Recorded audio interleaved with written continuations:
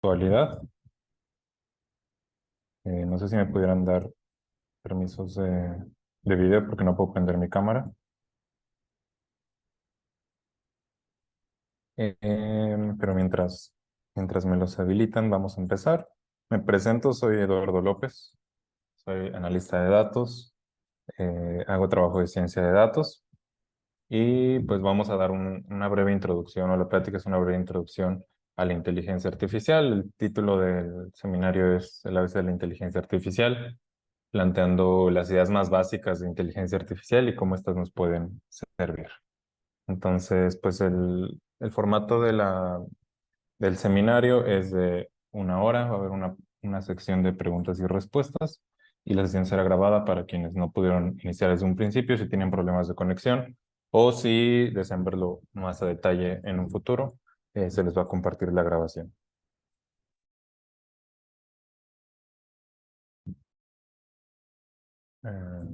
Un segundo.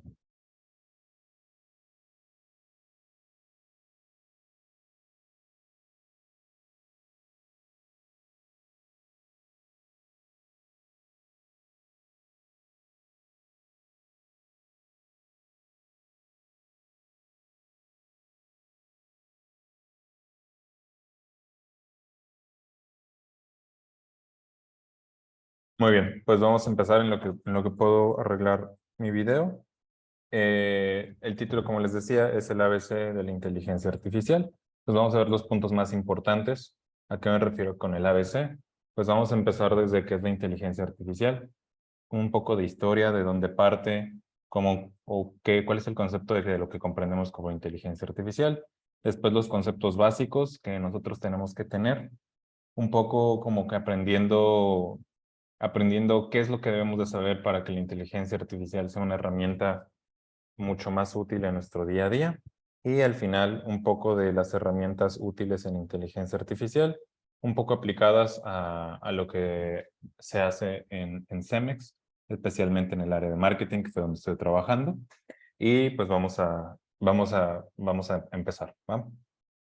Como tal, ¿qué es la inteligencia artificial? Es un concepto relativamente nuevo en la cultura, pero en realidad este concepto o esta definición tiene alrededor de 60 años. Y en palabras muy sencillas, la inteligencia artificial es cualquier sistema computarizado que trata de imitar el comportamiento humano en el sentido en el que va aprendiendo y mejora su comportamiento conforme más información adquiere.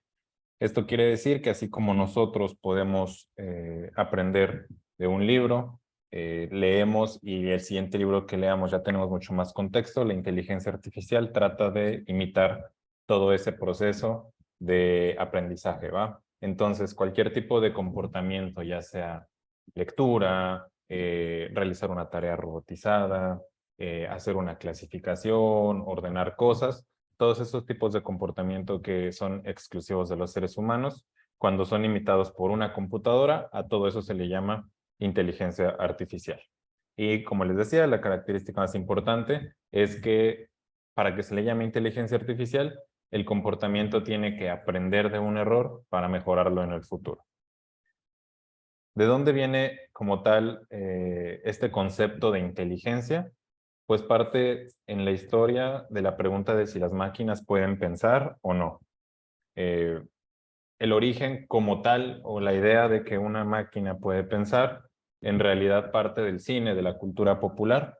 Hay diferentes personajes a lo largo de la cultura popular, de los cuentos, que dan unos indicios de máquinas que pueden tener pensamiento o comportamiento humano. El primero de ellos del que se tiene registro es María de la película Metrópolis, es una de las películas clásicas de principios del siglo XX. Este ente robotizado simulaba ser la primera mujer robótica, por así decirlo, y tenía comportamientos y figuras humanas.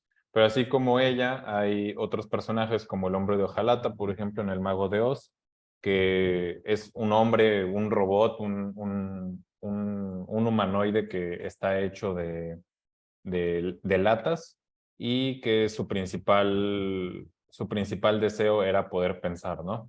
Entonces empieza a haber estas referencias en la cultura popular, donde las máquinas tienen el deseo de pensar o donde nosotros podemos trasladar un pensamiento humano a este tipo de humanos, de máquinas o de robots, ¿no?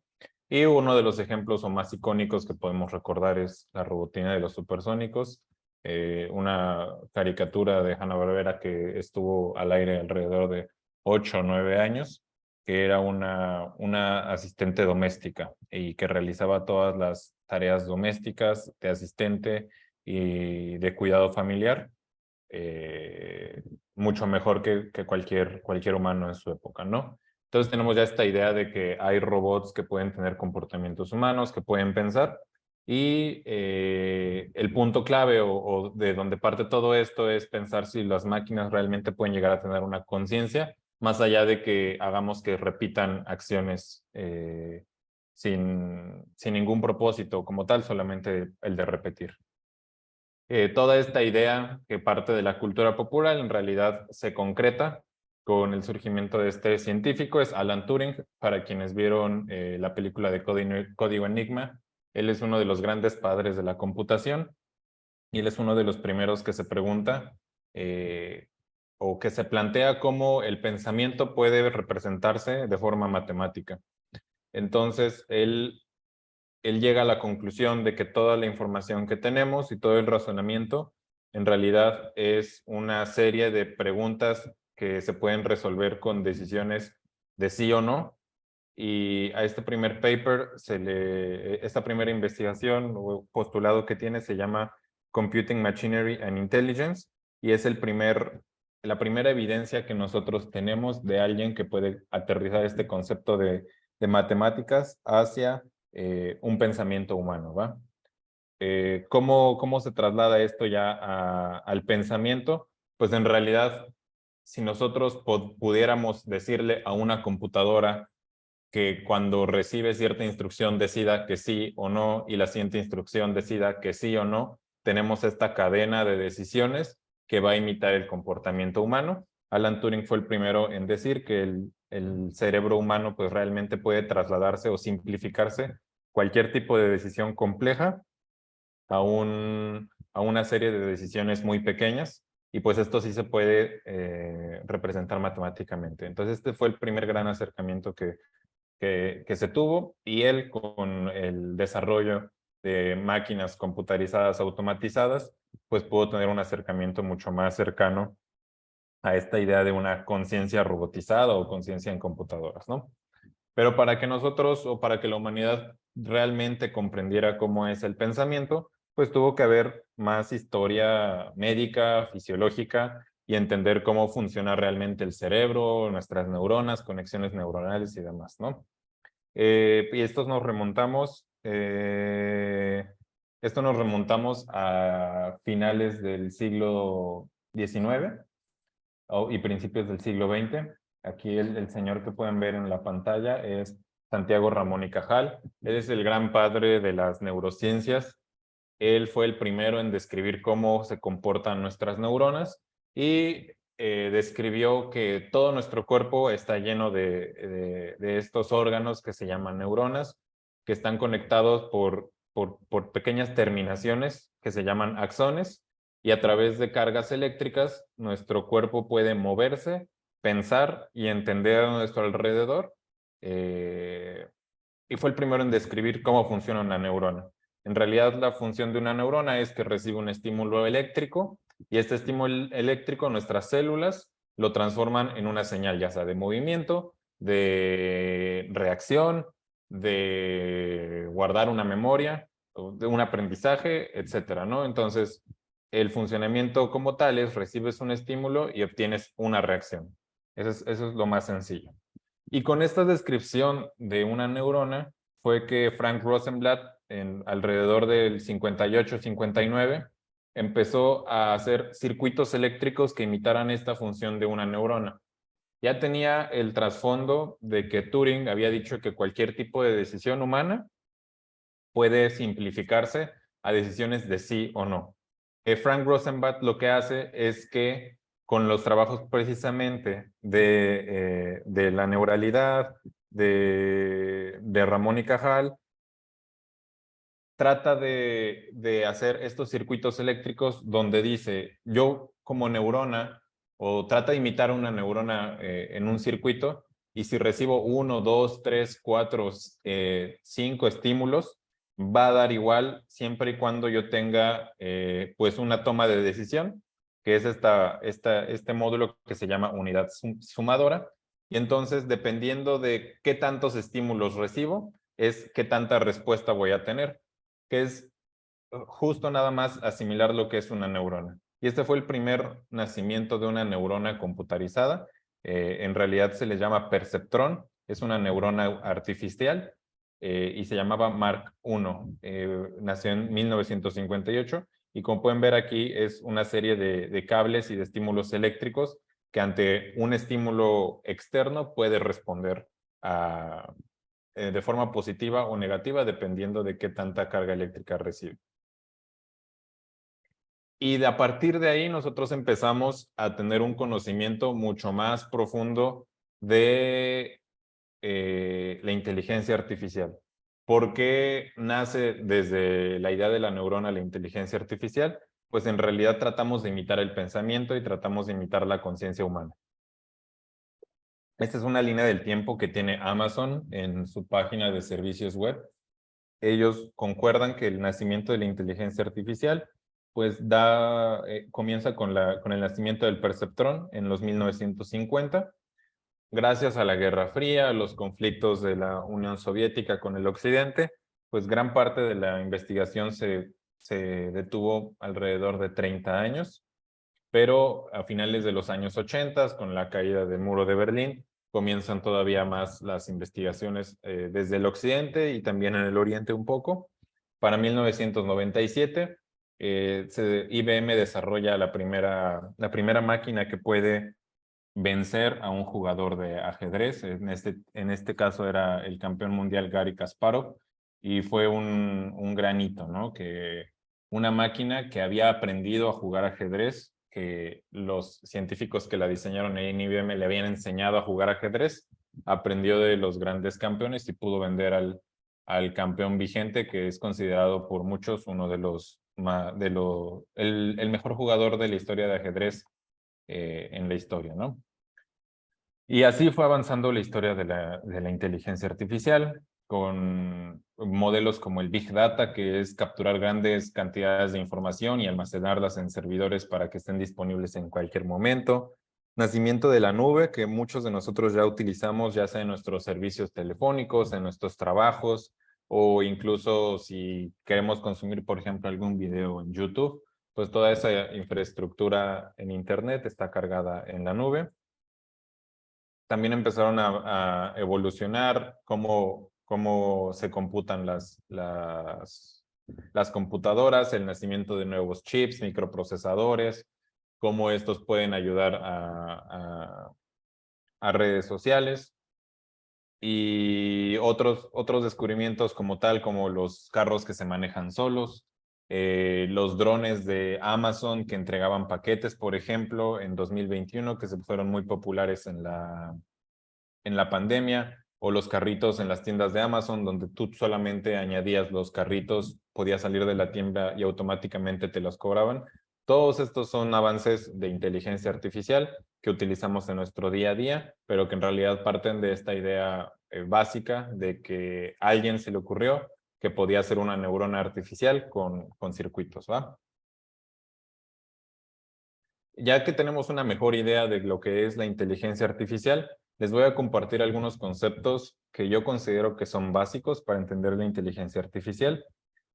Algo que siempre digo en las pláticas o en las charlas o en los equipos de trabajo es que no necesitamos ser expertos como tal en la materia, ¿no? Pero sí tenemos que tener una buena comprensión de los conceptos alrededor, en este caso, por ejemplo, de inteligencia artificial, para sacarle el mejor provecho a las diferentes herramientas que hay por allá afuera, ¿va?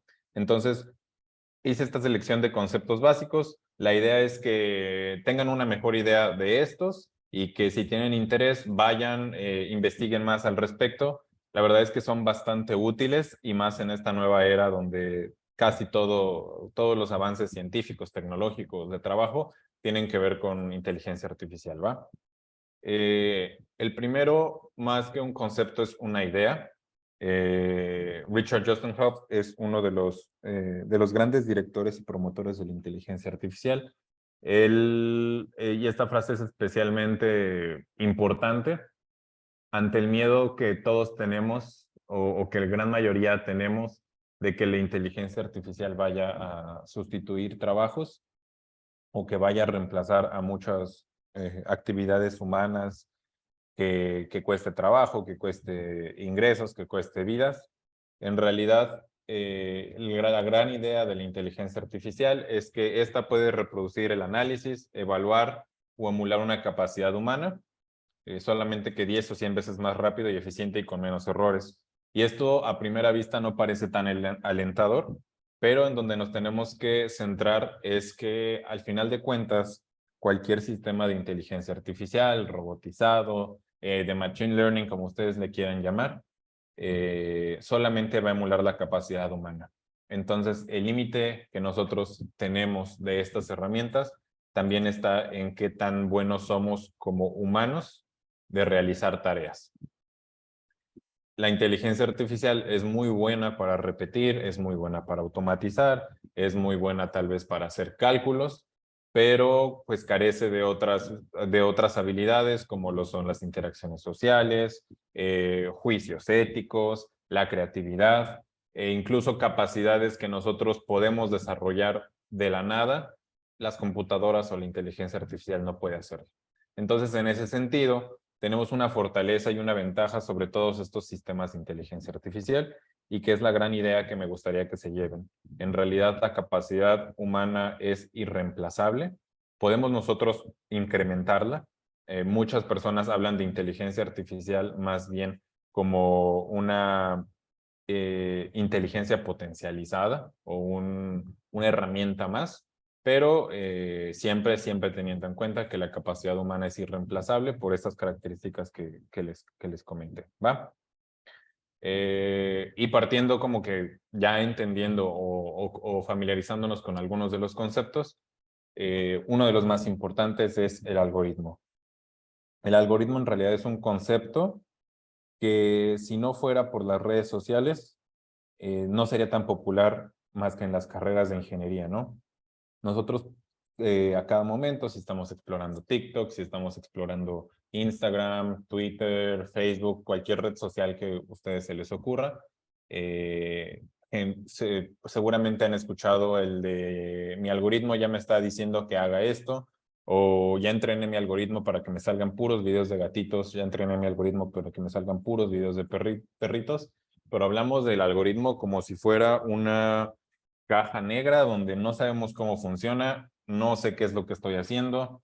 Empezamos a veces a ser medios paranoicos y decir que nuestros celulares nos están escuchando, que nos están vigilando a través de la cámara, nos están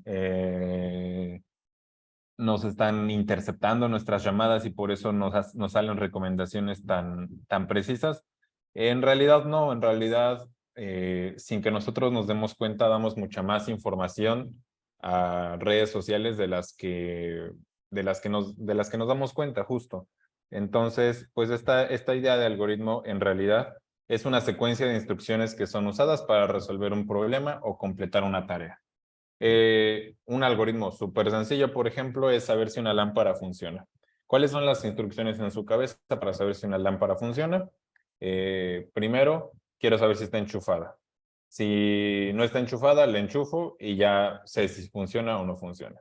En caso de que sí esté enchufada, ¿qué siguiente decisión? ¿El foco está quemado? Si sí está quemado, reemplazo el foco y ya va a funcionar. Y si no está quemado, pues en realidad la lámpara está dañada, tengo que comprar otra lámpara. Entonces, esta serie de secuencias se parece un poco a lo que hablábamos antes de una neurona, ¿no? Recibimos varios estímulos y nosotros tomamos una decisión. Bueno, estos dos conceptos juntos en realidad son lo que nosotros conocemos como algoritmo. Obviamente son flujos de trabajo muchos más extensos, más complejos, pero el concepto más sencillo es este. Entonces, ahora cada vez que se metan a sus redes sociales, piensen en esto. En realidad son una serie una serie de decisiones que algún servidor de Meta, algún servidor de Twitter, algún servidor de YouTube está procesando constantemente. Entonces, si ustedes pasan, por ejemplo, 2 horas de su vida viendo videos de cocina, lo que nosotros le estamos dando de información es que pasamos ese tiempo viendo videos de cocina, viendo videos de cocina oriental, también están grabando la información, cuánto tiempo estoy pasando dedicándole a estos videos, qué tipos de videos me gustan más, si escucho videos en español, en inglés, si me gustan videos con subtítulos, sin subtítulos, etcétera, ¿no? Entonces, toda esta información se va grabando y en realidad no es que nos estén espiando en los celulares o en las cámaras. Bueno, al menos no las compañías, porque lo tienen estrictamente. Pero sí están utilizando toda esta información que nosotros mismos proveemos para que nos den mejores recomendaciones. Entonces, esta idea de algoritmo en realidad es eso. Instrucciones que le van a ayudar a la computadora a ofrecer mejores soluciones. ¿Y por qué deberíamos nosotros de entender el algoritmo? Es especialmente si nosotros queremos utilizar la inteligencia artificial a nuestro favor en nuestro día a día, en nuestras labores domésticas, ayudar a nuestros hijos o nuestras hijas con su tarea utilizando inteligencia artificial, pues es especialmente útil porque el algoritmo en realidad es un sistema de pensamiento que nos ayuda a resolver problemas. Entonces, la primera característica es que si nosotros empezamos a entender cómo funcionan las diferentes herramientas de inteligencia artificial, donde reciben instrucciones y esas instrucciones se dice si sí, si no, si sí o si no, y es un árbol de decisiones o un bosque de decisiones que se va formando. También nosotros podemos empezar a plantear mejor nuestros problemas y a resolverlos de forma más eficiente. Por ejemplo, en el caso de las empresas, nosotros, si entendemos el algoritmo, podríamos atacar mejor la publicidad a cierto tipo de nuestros clientes, por ejemplo, entendiendo que a lo mejor si tenemos una tienda online, yo voy a empezar a lo mejor a recabar un poco de datos de quiénes son los que pasan más tiempo en mi tienda, cuánto tiempo pasan en mi tienda, si algunas características dentro de mi página web son más o menos importantes y voy a empezar a dedicarle más publicidad a lo mejor a cierto público que sé que pasa mucho tiempo en mi página web, pero que no termina de decidirse. Entonces, pues toda esta información nos ayuda a plantear de si pongo esta característica, si hago que añada este artículo a su carrito, si le ofrezco mailing, todos ese árboles de decisiones, pues va generando que yo tenga un mejor público al cual entregar el producto que yo quiero venderles, ¿no? Otra es incrementar, por ejemplo, la información de leads comerciales. En el caso de marketing es muy común en donde yo quiero llegar a más personas que esté seguro que me van a comprar. Entonces, si yo entiendo, por ejemplo, el algoritmo de Facebook, voy a llegar a muchas más personas que tienen intereses comunes en los servicios que yo presto o similares a los servicios que yo presto, que ya tienen una intención de compra. Lo que voy a hacer es entender mejor qué es lo que ellos buscan, cómo es que ellos buscan la información para yo tener, por ejemplo, anuncios que sean más atractivos, anuncios que la mismo Facebook o Google destaque porque coinciden más con estas audiencias y poder tener mejor información para mi equipo de ventas o para mi tienda comercial. Y también desde una perspectiva comercial, esto me brinda una mejor ventaja competitiva. ¿En qué sentido? En que si yo puedo optimizar mucho mejor que anuncios, ofrecerle en mi página web a cierto público en específico, sé cómo llegarles, sé el estilo, el call to action de cómo llegar a esa audiencia, pues esto representa una ventaja competitiva, al menos de exposición, de alcance a estas audiencias y eventualmente a incrementar mis ventas, ¿no? Frente a la competencia, que puede no estar haciéndolo tan bien, no estar conectando tan bien con sus audiencias o estarse equivocando justamente porque no entendemos cómo es que funciona esta selección de redes sociales, ¿no? Bueno, no solo de redes sociales, también de páginas web, etcétera, ¿no? Otro de los conceptos muy básicos que hay que entender es el de entrenamiento y el de testeo. ¿Por qué lo considero importante? A pesar de que nosotros no somos programadores, a pesar de que nosotros no somos a lo mejor científicos de datos o gente de IT, el hecho de que nosotros entendamos que las máquinas van aprendiendo y que van aprendiendo de lo que nosotros le estamos diciendo que consumimos o incluso con información que nosotros estamos ofreciendo, la máquina constantemente va a estar probando que también se adapta a este contenido a lo que nosotros le estamos dando. Entonces, más allá igual de tener una idea general de cómo funciona un algoritmo, de las diferentes opciones que hay que tener, hay que quedarnos también con la idea de que si yo uso redes sociales o mis clientes usan redes sociales, constantemente están entrenando esa información y constantemente las plataformas o las compañías de redes sociales están probando o testeando que esa información conecte con las audiencias, ¿no? En el caso de redes sociales, lo estoy acotando. ¿Cuál es el tema? El tema es que la información se va generando día con día. Entonces nosotros tenemos que tener un pensamiento en donde, así como la información se va generando día con día, el tipo de información con la que conecta la audiencia, el tipo de flyers, el tipo de publicidad, el tipo de mail que yo le voy a dar a mi audiencia, pues en realidad también se sigue entrenando. Entonces los gustos van cambiando, los gustos se van refinando. Una persona que tal vez durante 2 meses tuvo un interés genuino por la construcción, el día de mañana tal vez tiene un gusto más especializado por diseño de interior. Y si yo tampoco estoy entrenando mis anuncios o estoy optimizando que salgan estos anuncios conforme van cambiando, pues me voy a quedar sin esas audiencias, voy a ir perdiendo esas audiencias porque pues no me estoy dando cuenta que van cambiando los gustos de las personas, ¿no? Entonces, este concepto, más que nosotros aprendamos a programarlo, es tenerlo siempre en cuenta. Todo va evolucionando, entonces siempre tenemos que estar probando y testeando. Así como lo hacen las redes sociales, nosotros siempre tenemos que estar probando y retroalimentando con información para que siempre sea mejor el alcance que nosotros queremos tener en el caso de nuestros negocios, en caso de que hagamos publicidad, hagamos marketing o incluso con un trato directo con otro negocio, ¿no? Y hay otros conceptos, especialmente para las personas que quieren mejorar sus habilidades utilizando herramientas de inteligencia artificial o que sienten que sus trabajos pueden estar siendo sustituidos por herramientas de inteligencia artificial. Estos son dos conceptos que al menos en Estados Unidos ya son muy populares, que se empiezan a volver populares en países de Latinoamérica, que son el upskilling y reskilling, que en español sería mejorar nuestras habilidades o reenfocar nuestras habilidades.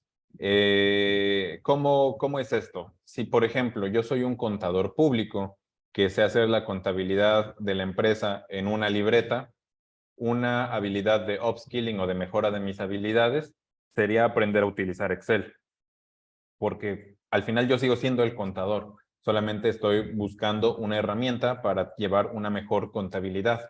Tal vez después de que aprenda Excel, ahora utilizo un software de contabilidad con servicio de la nube, ¿no? Entonces, los conceptos básicos de contabilidad, el hecho de que haya una figura de contador o de contadora, va a seguir ahí, pero las herramientas van cambiando constantemente. Entonces, esta mentalidad de mejorar nuestras habilidades, adaptar nuevas herramientas, pues no está peleada completamente con la compatibilidad de nuestro rol.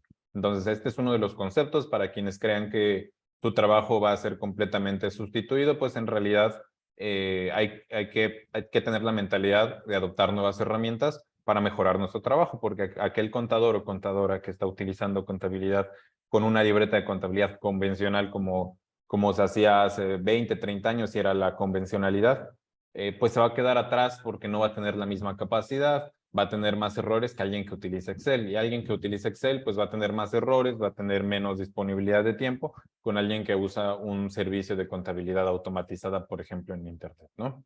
Entonces es este concepto que hay que saber adaptar nuevas herramientas, aprenderlas, pero pues la esencia de nuestro trabajo sigue siendo la misma. Y el concepto de reskilling o de reenfocar nuestras habilidades implica aprender habilidades nuevas. Yo, por ejemplo, soy ingeniero biotecnólogo y ahora me dedico al análisis de los datos. Eh, cuál fue esta idea de reskilling que yo estuve pensando?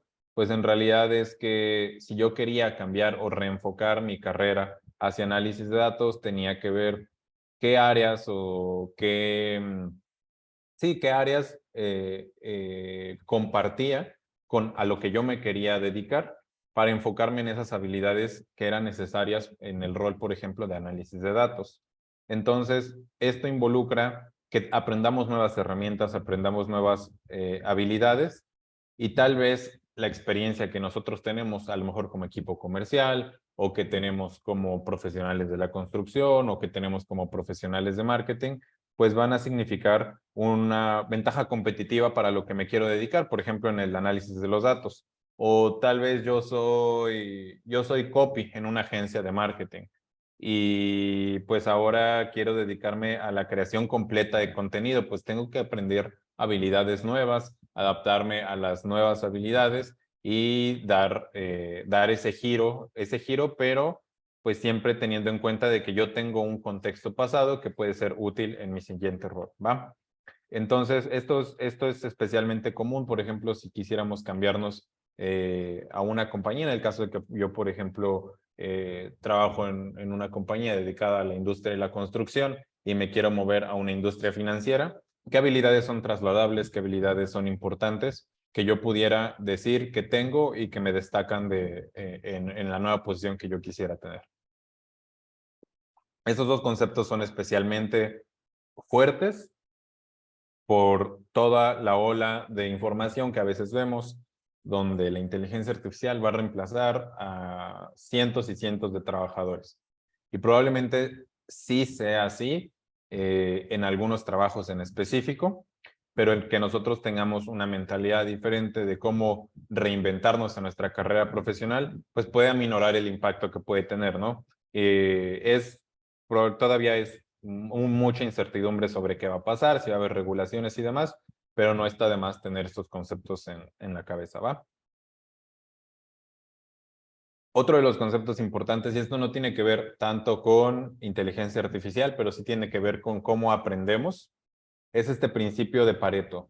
El principio de Pareto nos dice que yo conociendo el 20% de un tema, puedo desempeñarme con el 80% del dominio de ese tema. ¿Qué quiere decir esto? Que yo no necesito ser un experto, por ejemplo, en Excel para poder trabajar el día al día con el Excel, ¿no? Con que yo conozca el 20% de las funciones que tiene Excel, yo me voy a poder desempeñar el 80% del tiempo de manera excelente en mi día a día en el trabajo de Excel. ¿Cómo esto se traslada a las herramientas de inteligencia artificial? Yo no tengo que ser experto, yo no tengo que saber programar, yo no tengo que saber optimizar, yo no tengo que saber hacer código. Lo que necesito es ese 20% que me permita mejorar en un 80% mi trabajo del día a día, ¿va? Entonces, si yo, por ejemplo, me dedico a redactar invitaciones a los diferentes negocios para que participen en una conferencia en mi empresa y me tardo 10 horas, pero cuando utilizo ChatGPT puedo tardarme hasta 1 hora. No necesito yo ser un experto en ChatGPT, integrarlo a un software y hacerlo de forma automatizada, que los correos vayan de forma automatizada, no. Con ese 20% de conocimiento, yo lo puedo integrar a mi día a día para tener un rendimiento de mucho mejor, o sea, de hasta un 80%. Entonces, este concepto yo lo considero especialmente poderoso para todos y todas aquellas a quienes les cuesta tal vez adaptar nuevas tecnologías y nuevas herramientas por el miedo a, pues yo no sé programar, yo no conozco nada de inteligencia artificial, yo no conozco nada de redes sociales. No es necesario ser expertos. Este principio se repite muy comúnmente en casi todos los campos. Entonces, muy seguramente, si ustedes quieren adoptar una nueva tecnología, una nueva herramienta, este marco de pensamiento les puede ayudar mucho mejor a desempeñarse también mucho mejor en su día a día. Es esto, este principio, nuevamente nada más reforzándolo, 20% del conocimiento me permite tener el 80% del resultado, ¿no? Entonces, por ejemplo, si tú eres un profesional en marketing o un profesional en publicidad, pues no tienes que saber de algoritmos, no tienes que saber a lo mejor de modelos computacionales o de modelos matemáticos, pero con que tú tengas los conceptos básicos, sepas a quién llamar, contrates un servicio externo, pues eso ya va a ser lo suficiente para que tú te guíes, al menos en tu pensamiento, a tener un mejor desempeño. Esto pues son un poco más de recursos, de qué conceptos son importantes en inteligencia artificial. Igual, si quieren, puedo compartirles y ustedes pueden también leer un poco más sobre cómo va desempeñándose la inteligencia artificial en el día a día y en los negocios. La mayoría de estos tienen versiones en inglés y versiones en español, entonces para quienes no hablen inglés, hay versiones en español dentro de estas mismas páginas. Y finalmente, ¿cómo usar la inteligencia artificial en nuestro día a día? Pues en realidad hay que pensar que la inteligencia artificial tiene muchísimas aplicaciones, ¿va? Como les decía, la inteligencia artificial es un área de estudio que cada vez va absorbiendo otras áreas de estudio más, ¿no? Entonces tenemos el área típica de Machine Learning o aprendizaje automático en español, donde los científicos de datos se dedican a hacer predicciones, a hacer pronósticos, a hacer recomendaciones. Aquí cae, por ejemplo, estos algoritmos de Netflix, de Amazon, donde te van recomendando productos, pues cae dentro de esta área de estudio, ¿no? Tenemos el área de estudio de la percepción y del comportamiento. En esta área de estudio, por ejemplo, cae un poco todos los chatbots, las computadoras que detectan rostro, los robots que pueden detectar formas. En realidad, esta área de estudio se dedica a detectar comportamientos más de percepción, de sensores, de colores, de olores, sonidos, etcétera, ¿no? Está también el área de razonamiento automático, que es un poco, por ejemplo, todas estas páginas o todos estos, no sé si en su momento conocieron Wolfram Alpha, que era un proyecto de resolución de problemas matemáticos y de razonamiento matemático, pues esto cae dentro de estas áreas de estudio. La resolución de problemas, por ejemplo, hay empresas completas que se dedican a resolver problemas de optimización de caminos o de laberintos. Entonces, pensemos en una compañía de logística como lo es DHL, como lo es Amazon, como lo es FedEx, pues se convierte especialmente interesante el resolver que un camión tenga una ruta más óptima posible, por ejemplo, que cuando lo trasladamos, por ejemplo, a personas que dedican su vida a resolver los laberintos pues de los típicos de crucigrama y de los panfletos, pues dices, es una actividad pues media inútil, pues en realidad no lo es, en realidad resolver o optimizar rutas, por ejemplo, en los servicios de logística, es muy importante y te deja mucho dinero porque te ahorras muchísimo tiempo, muchísimos recursos haciendo una buena planeación. En los negocios, ¿cómo se ve? Pues en realidad son 4 enfoques que los negocios tienen para el uso de la inteligencia artificial. El primero de ellos es tener un mejor uso de la información. Esto quiere decir explotarla, encontrar patrones en el comportamiento. Quieren tener servicios más inteligentes y personalizados, es decir, que si mi cliente se conecta a mi página web, yo tener un robot que le empiece a contestar de forma más personalizada, más inteligente, con servicios y mucho más eficiente que tal vez tener a una persona 24/7 conectada a estos servicios de chat. Tener productos más inteligentes, por ejemplo, el caso de Alexas, de asistentes virtuales, de regadores automáticos, de cámaras de vigilancia especializadas, etcétera. y optimizar procesos en los negocios. Esto, por ejemplo, los servicios de logística, el flujo de la información, levantamiento de encuestas. Hay muchas aplicaciones en donde se pueden optimizar utilizando estas herramientas. Entonces, pues el enfoque ya no está tanto a lo mejor a resolver un problema, pero sí a que nuestra operación sea mucho más ágil. Aquí añadí una diapositiva para todos los que se estén preguntando, por ejemplo, cómo funciona ChatGPT. ¿Se acuerdan de la diapositiva pasada donde yo les decía que hay diferentes áreas de la inteligencia artificial? En realidad, ChatGPT o GPT es pues sí, es una herramienta que se centra en un algoritmo de reforzamiento, por así decirlo. ¿A qué me refiero con reforzamiento? Lo voy a explicar aquí con estos pasos. Creo que la página lo explica de forma más certera. Todos estos tipos de comportamiento, perdón, de algoritmos o de modelos funcionan a través de personas interactuando con pues, una computadora o con la inteligencia artificial como tal.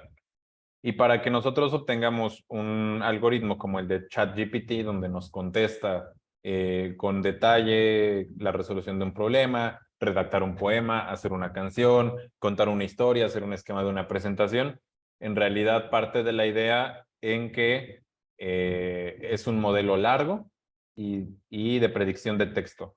Este modelo como tal no piensa, sino que nos va a ofrecer un pedazo de texto que seguramente nos va a dejar satisfechos. Y voy a explicar un poco cómo funciona y a lo mejor ya se hace un poco más de sentido. El primer paso es colectar muchísimos datos. Lo que hizo el equipo de ChatGPT es que conectó muchísimos datos al Internet. Ellos dicen que casi consumieron el 10% de toda la información que había en Internet. Y le hacemos una pregunta o una solicitud a este algoritmo. Detrás de esa solicitud hay un labeler, que es una persona que se va a dedicar a poner etiquetas. Entonces, esta persona que se dedica a ponerle etiquetas le dijo al algoritmo, este es el resultado que yo esperaría que tú me entregues. Entonces, pues el algoritmo toma nota y la siguiente vez que le pongan algo similar, pues ya sabe qué entregar, ¿no? Ese fue como que los primeros pasos de cómo entrenaron este algoritmo.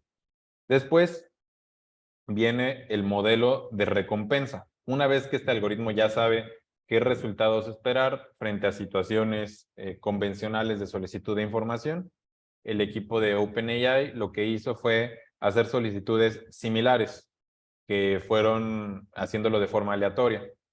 Entonces, ahora los etiquetadores o los labelers no se dedicaban a darles un resultado al algoritmo, sino que se dedicaban a calificar qué tan bien estaba haciendo el algoritmo para cumplir la solicitud que la empresa había hecho al algoritmo. Y una vez que había empezado a rankear de qué tan bien o qué tan mal había respondido, esta información se regresaba al algoritmo para que aprendiera no solamente a dar una respuesta, sino a dar siempre la mejor respuesta dependiendo de lo que les están pidiendo. Y por último, nada más lo refinaron. Constantemente, ahora, si nosotros entramos a ChatGPT, toda la información que nosotros le pedimos también está sirviendo de feedback o de retroalimentación para el algoritmo y va a seguir mejorando. Entonces ya también nosotros jugamos parte de esa recomendación y se va moviendo constantemente el algoritmo para cada vez dar mejores resultados. Eso es cómo funciona. En realidad es en concepto muy sencillo. Por supuesto que es un proyecto de millones y millones de dólares, que es muy costoso, que requiere muchas computadoras, pero el concepto como tal para comprenderlo es muy sencillo. En realidad, como les digo, no está pensando, el algoritmo no está pensando. El algoritmo lo único que nos va a dar es la respuesta que cree que va a ser más satisfactoria para nosotros, ¿va? Y bueno, en Cemex, por ejemplo, en el área de marketing, donde yo estuve trabajando, ya se utilizan varias herramientas de inteligencia artificial para darle seguimiento a indicadores, para generar contenido o para optimizar audiencias de marketing. En el caso, por ejemplo, de Facebook Ads Marketing, ya está generando o tiene diferentes herramientas, como lo son los chatbots, los bindings automáticos, para mejorar el comportamiento y la adopción de las diferentes audiencias, modelos especializados de inteligencia artificial para segmentar también nuestras audiencias o nuestros anuncios. Una herramienta de Meta que se llama Lookalike Audience, que nos va a dar, nos va a proveer de información sobre personas que tienen comportamientos muy similares a personas que ya nos están comprando, para que también nos podamos dirigir a esas audiencias. Todo eso son herramientas de inteligencia artificial. También en el uso, por ejemplo, de creación de contenido, pues hay diferentes instrucciones donde nosotros podemos conectar código, hacerle solicitudes, por ejemplo, en este caso a DALL-E, que es una de las herramientas de OpenAI, muy similar a ChatGPT, y empezar a tener en serie generación de contenido dependiendo de lo que nosotros le estamos pidiendo. Conforme pasa el tiempo, también el algoritmo va aprendiendo que nuestras solicitudes son tan o menos malas como nosotros las queremos, y pues esto potencia como tal el uso de las herramientas y el desempeño del equipo de marketing, ¿no? Y regresamos a la pregunta si realmente la inteligencia va a reemplazar a nuestros trabajos. Regreso a este concepto porque creo que es una preocupación constante en varias personas, y que por los medios de información también sigue reforzándose esa idea de que es una preocupación. Si es una preocupación, no es tan fatalista como lo creemos. Recordemos que hay que potenciar nuestras capacidades humanas. Lo que nos hace humanos es justo la creatividad, las habilidades sociales, la capacidad de empatía, el razonamiento ético, todas esas habilidades que son un poco más blandas, menos técnicas, nos ayuda a que tengamos un mejor desempeño y veamos a la inteligencia artificial como lo que son, como herramientas, así como en algún momento adoptamos el Excel, adoptamos Word, como adoptamos el uso de redes sociales, pues vamos a tener que adoptar estas nuevas herramientas e incorporarlas a nuestras actividades diarias. Y aquí les dejo ya un poco más unas recomendaciones que en su momento le pedí a ChatGPT para evitar que fuéramos reemplazados por inteligencias artificiales. Son tres conceptos básicos que igual ya los hemos dicho a lo largo de la plática. El primero es que hay que desarrollar habilidades complementarias. Como les digo, el algoritmo o los chats o los modelos no piensan.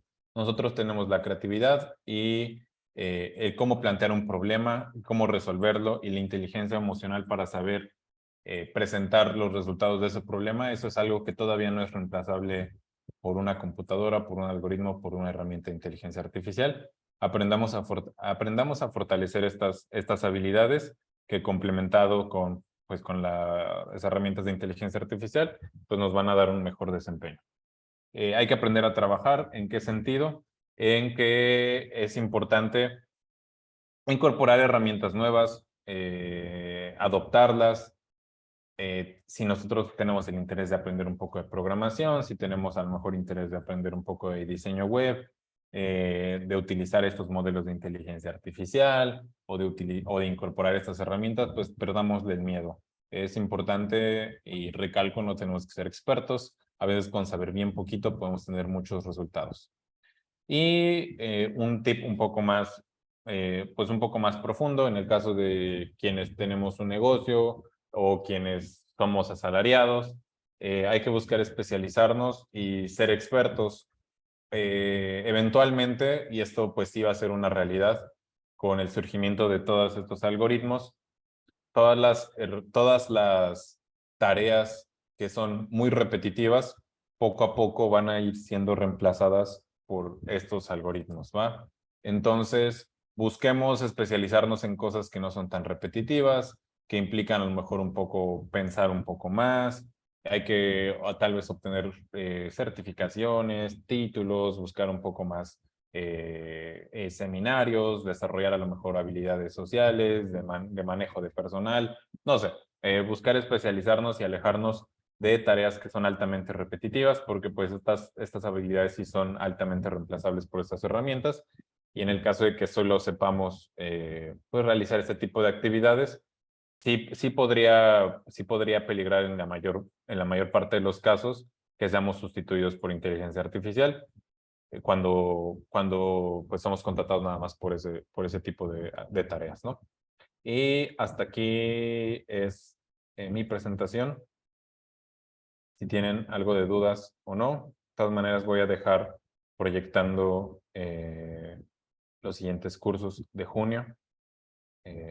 Mientras, si alguien tiene dudas, puede entrar en la cajita de preguntas y respuestas y yo con gusto en los minutos que quedan, pues trataré de resolverlas.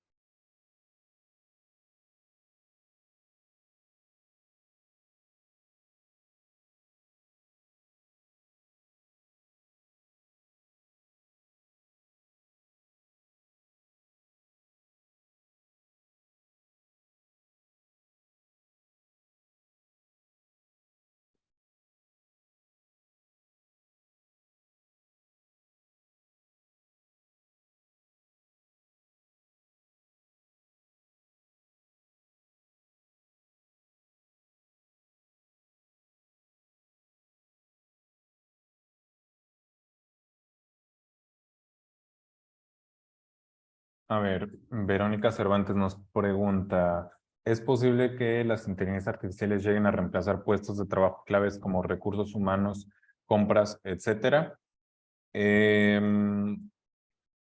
Depende mucho de la perspectiva.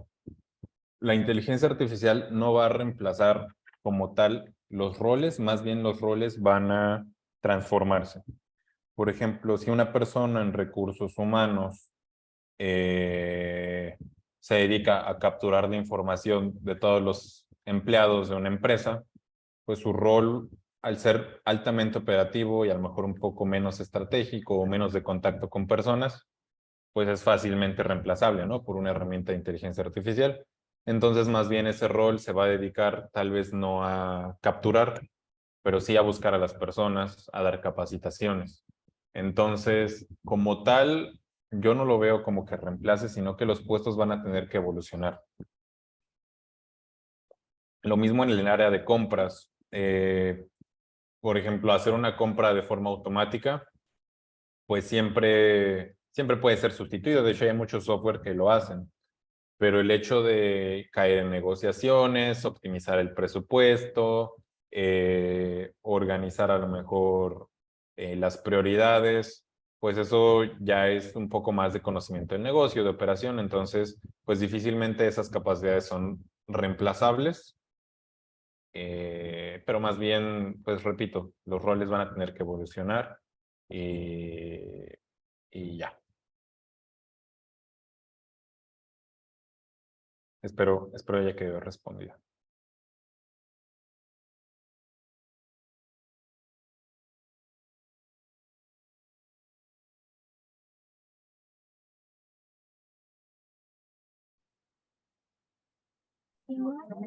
Recuerden que pueden poner sus preguntas en la sección de Q&A o de preguntas y respuestas.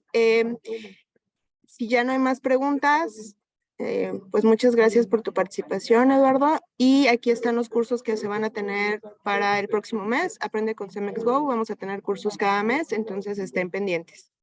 También es frecuente. Muchas gracias. Muchas gracias por el espacio y pues igual al pendiente. Gracias.